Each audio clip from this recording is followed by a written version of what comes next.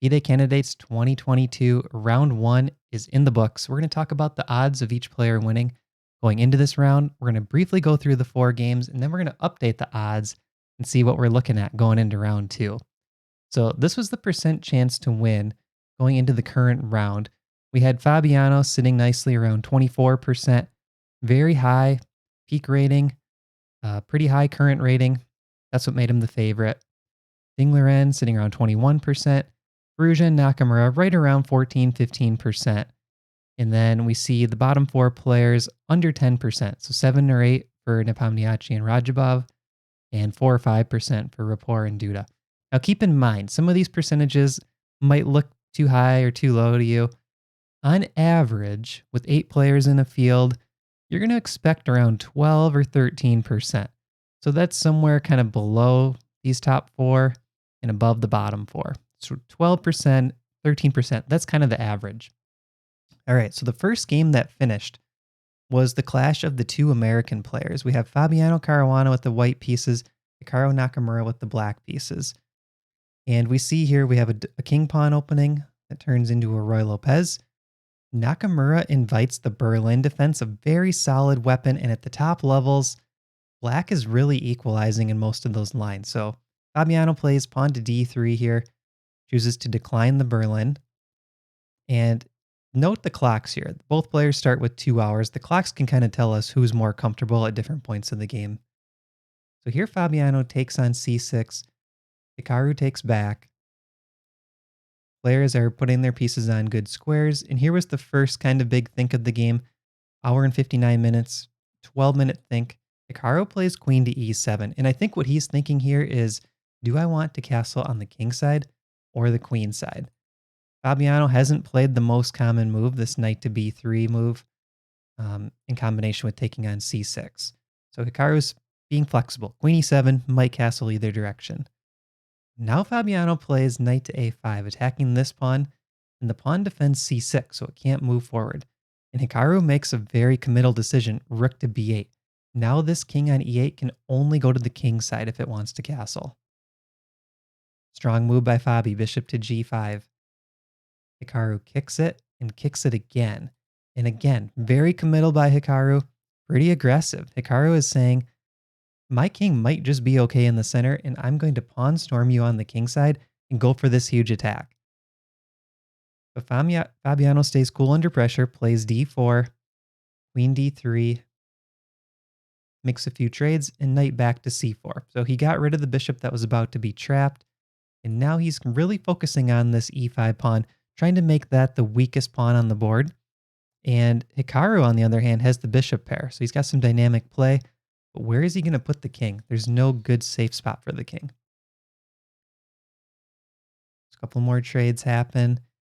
And I think Fabiano at this point was saying in the post-game recap that he felt it was pretty much a dead equal position. And at this point, Fabi plays pawn to b3. The commentary team for chess.com was very surprised by this move. What's the idea with b3? Fabi talked about it after the game. This is a very deep prophylactic idea. What Fabi is thinking is, if black tries to play king d7, king c7, he will scare that king away from the queen side by playing knight to c4 and trying to infiltrate over here on the queen side. But essentially, this is a bluff. Fabi is just trying to scare Nakamura from playing the king d7 because in his mind, king d7 was the strongest move. And Hikaru decides to castle. He was afraid of knight c4, fell right into Fabi's trap. And now all of a sudden, it starts to get into this territory where maybe white can play for the win. We see f3 by Fabi, trade on g4, puts his rook on this nice half-open file, pressuring d6. And Hikaru plays d5, allowing these trades. One thing to keep in mind, whenever you have a king that's exposed with a lot of pieces on the board, the tactics tend to favor the other side, the side that has the safe king. Fabi's king is tucked very safely on g1. So even though this eval bar is showing only a 0.68 advantage for white, it doesn't seem huge. Keep in mind, these are human players. They make a lot more mistakes than the engines, of course, and that black king is exposed. Rook e1, and now we see Fabi start to go to work. c4, chipping away at this center, trying to gain access to the black king, and a mistake by Nakamura with rook e8. So after the trades, um, Fabi's able to reach this position where the knight can nicely blockade one of these light squared pawns. It can sit on a dark square in front of those pawns, and Nakamura is stuck with this bishop, which runs into his pawn. So that's a bad bishop against a good knight with a king that's exposed for black. So that's why we're seeing this 3-point eval according to Stockfish. So Fabi plays knight e3, and now we see g3 by Naka. This is a mistake. H takes g3 was played, but the strongest line is actually rook to f1, allowing this capture. It's a little bit hard to see, but that's what Fabi could have played to go for the biggest advantage. Instead, we see h takes g3, queen trade offer by Nakamura, and Fabi makes a couple moves back and forth. The reason for this is they're at move 36. This is 40 moves until they reach time control, and there's no increment for the first 40 moves.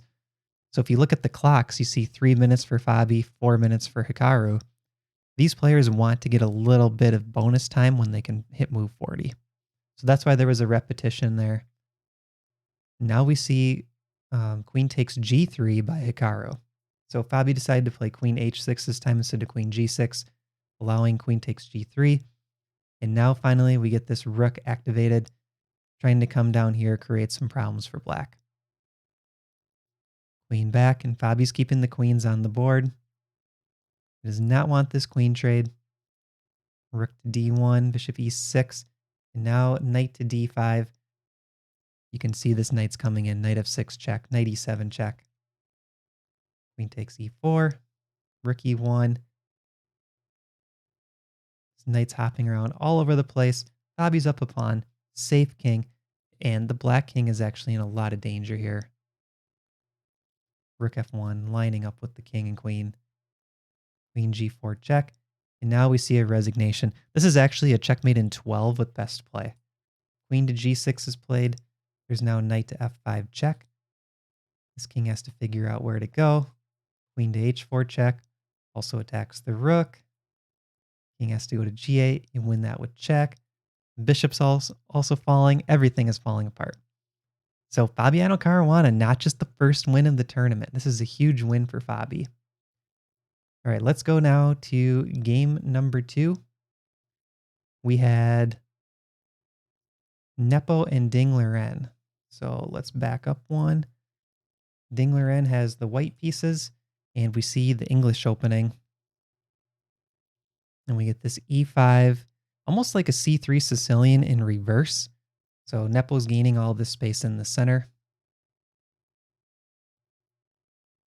And this is all pretty much book.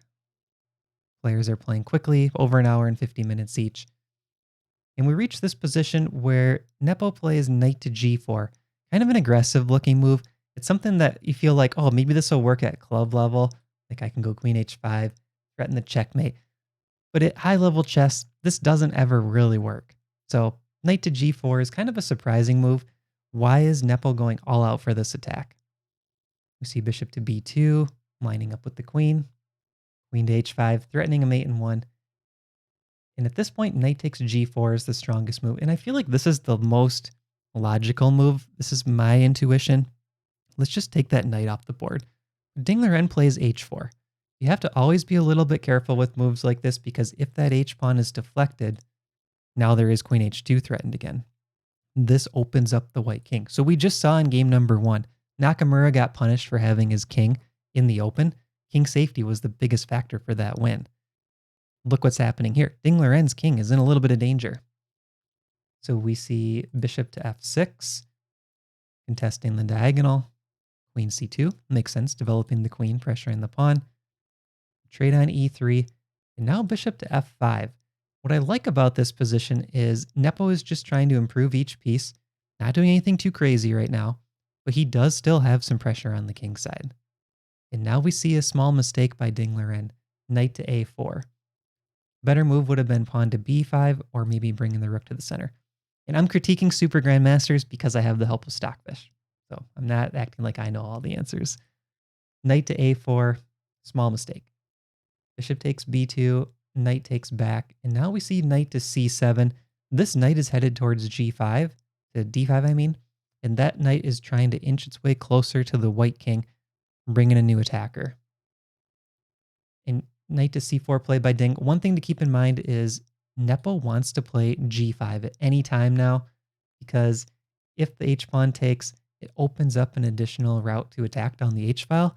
And there's rook left ideas for Nepo, right? He can play rook e6, rook g6, start to bring some pressure against the white king this way. Rook f to d1, knight to d5, rook to d4, and now we see h6 by Jan. The strongest move is pawn to g5, just trying to open up that king side right away, but he starts with pawn to h6. Queen d2, and now rook to a to e8. Strongest stockfish move. The plan is to play g5 next. This e8 rook helps defend this pawn so that the e6 rook can come behind the g pawn when the g pawn's up on g5. Really nice attacking setup by Nepo. Look at how every single piece is involved in the attack. This is something that you can take away from this game. Even though these players are 2800 level, we can still learn these things from them. King safety, bring all your pieces into the attack. King h2, bishop to g4. Now the idea is, well, maybe f5 will be played in combination with g5 and really try to chip away at these pawns on the dark squares. Knight a5. This is a blunder by Ding. I'm not sure why he played knight a5. It looks like he's maybe grasping for some counterplay. But right now the computer is just lighting up with the eval bar. Pawn to g5 immediately is a super strong attack. And you can see Ding's clock is getting a bit low too. He's down to under 25 minutes with 45 minutes for Nepomniachtchi at this point. Rook f6 played, eyeing the f2 pawn. King g1. And now g5. It is the strongest move still, but it was a little bit stronger on the last move. Knight takes b7. So the idea here is Ding is saying, okay, you have this really strong kingside attack. I can't figure out a great defense. I'm going to go grab some material. And if your attack doesn't work, maybe I can grind you down in the endgame with the extra material. G takes h4. Knight to c5. h3. This is a really strong move. So the problem is for white, after h3, where do you put this bishop? Let's say you go bishop back to h1. Now there's bishop takes h2, bishop takes e2, or pawn to h2. Bishop takes e2, looks like a really strong option. h2 check is coming. There's no good place to put the king because if you bring it up, this is almost a checkmate. This king is on the run. It's not going to be good for white. So instead, Ding plays rook takes e4. And the commentary team was going kind of crazy here because this is actually a forced checkmate if you let the computer run long enough. And Hammer called it out. He's like, I think we're going to see checkmate on the board. There was really no good moves for white there. Since the move knight takes b7 was played all the way back here, this position is just losing for white. So there was nothing that white could do to save it. Rook takes e4, h takes g2, taking the bishop. Now we see the material count +2 for Nepo. Computer saying 19-point advantage, so it's already complete win with best play. This allows rook takes e8. That's a free rook for white. Now white is up +3 on the material count, but after king to g7, white has to figure out, how do I deal with this simple threat? Queen to h1, checkmate. And there really is no way. With best play, this is a forced checkmate in 11 moves. f4 was played, queen to h1 check, the king escapes. Now queen takes a1. Black gets the rook back. There's still a checkmate threat right here. Queen to f1. After the obvious looking move, king to g2, bishop to h3 check. Chess.com, brilliancy by Jan Nepomniachtchi, and Ding Liren resigns the game. Just to show you what'll happen, if the king takes the bishop, we have queen to h1 check. King tries to run out, and now there's h5 check. Whenever you see a king on the run like this, look for these checks that draw the king towards your own side of the board, because that's the easiest way to checkmate the opponent. This king now has to run towards black, which is walking right into a mating net. Queen to h3, threatening queen to g4 mate. There's no way out of this for white. The best move is to sacrifice the knight, just trying to delay the inevitable. After rook takes, maybe you can throw in a check with the queen. f6 check. Now we're at a mate in 3 position. Queen has to be sacrificed. Rook has to be sacrificed. Every single piece is sacrificed, and now queen g4 mate, finally. So really nice win by Nepomniachtchi. We've seen 2 wins now by the past 2 candidates in Fabiano Caruana and Jan Nepomniachtchi, and I think Jan's win is even a little bit more impressive just based on the odds because he had the black pieces against one of the 2 tournament favorites in Ding Liren. So winning with black is more important than winning with white because with white, you're expected to do better. So this is really impressive win with black. Now we had 2 other games. Timur Radjabov against Alireza Firouzja. And let me just fast forward you to kind of the middle game. We had this interesting position where Firouzja had the doubled pawns, but Radjabov had the weak pawn on d4. And I think right around here, the commentators were thinking maybe Firouzja is looking to outplay Radjabov, but really it petered out.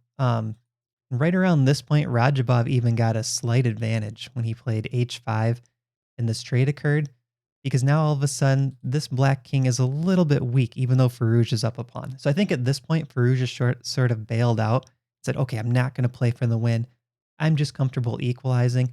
And over the next few moves, they got into this endgame, queen and rook each, the queens trade off, and this became a dead drawn endgame. So Firouzja, I think, pushed for the win a little bit with black against Radjabov, who was a little bit rusty and struggled recently in Norway chess. Then I think Firouzja took his foot off the gas and said, okay, I'm okay with just drawing this game as black. I'm not going to overpress. So that game ended up in a draw. And the final game we had Jan-Christoph Duda against Rapport. This game also ended in a draw. And if we check out the analysis, there was actually a couple points where Duda had a pretty big advantage. I'll show you the opening. We had the Sicilian with an early bishop to f4 by Duda. This is not a very common move. And after d6, he takes on c6. And we get kind of this Marazzi bind setup, pawns on e4 and c4. And there's a weak pawn on d6 for Rapport. And after g6, Duda plays this awesome move, pawn to c5, really punishing these dark squares. All the dark squares are weak for black. And c5 was the perfect way to take advantage of it. Now e5 by Rapport. And right around here, we see a 1.5 pawn advantage. If you look at the eval bar over here on the left, there were some definite winning chances for Duda. Bishop to g7 played, c takes d, queen takes d6, castle. This is all good. And at this point, it started to go a little bit wrong for Duda. The queens came off the board was the problem. So Duda played knight to a3. And after rook d8, this bishop is double attacked, lined up with the queen. I don't know if Duda just missed that, but a better way to play for the win would have been knight to c3. He's looking at a 3-point stockfish advantage. And I think after the game, Duda did seem kind of upset that he drew this one. That was his chance to win.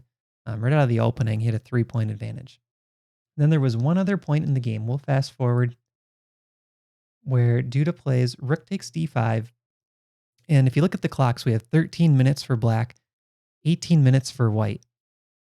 And they're at move 32. So they have 8 moves to go. And bishop to e3 was played. This is actually a mistake. Look at that eval bar shoot up on the side of the board. There's a very strong move for white.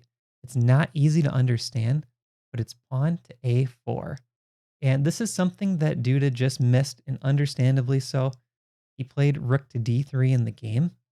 I think the idea of pawn to a4 is you're just fixing this pawn here, and you're also controlling the light squares, right? So at this point, the knight on d6 wants to move somewhere.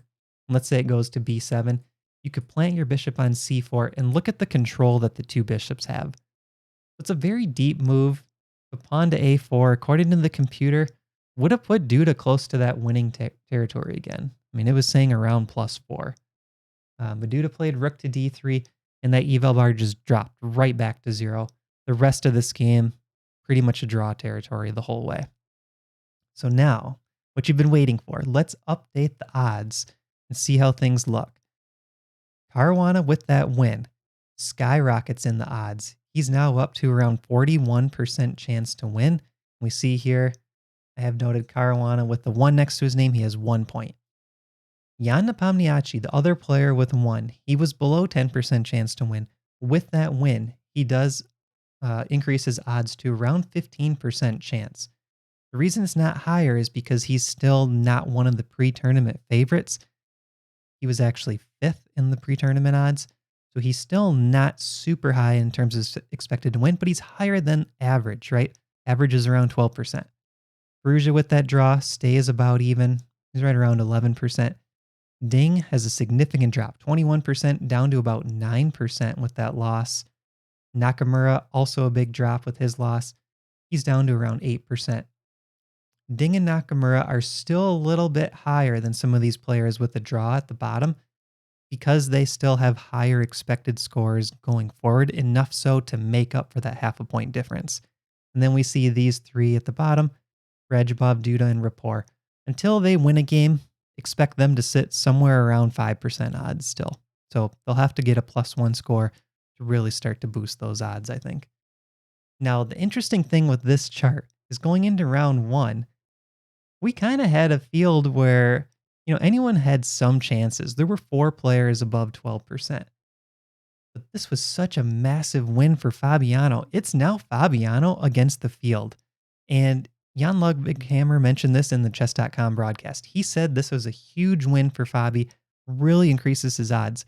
And the other commentators said, well, we still have 13 games left. Like, why are you so confident that Fabi's going to win?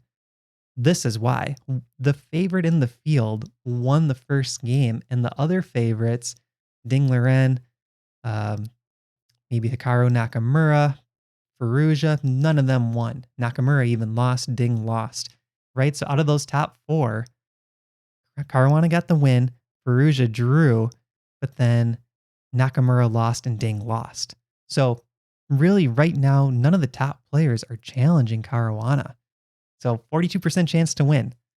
Hope you guys enjoyed this recap, and I will do a similar one after round number 2.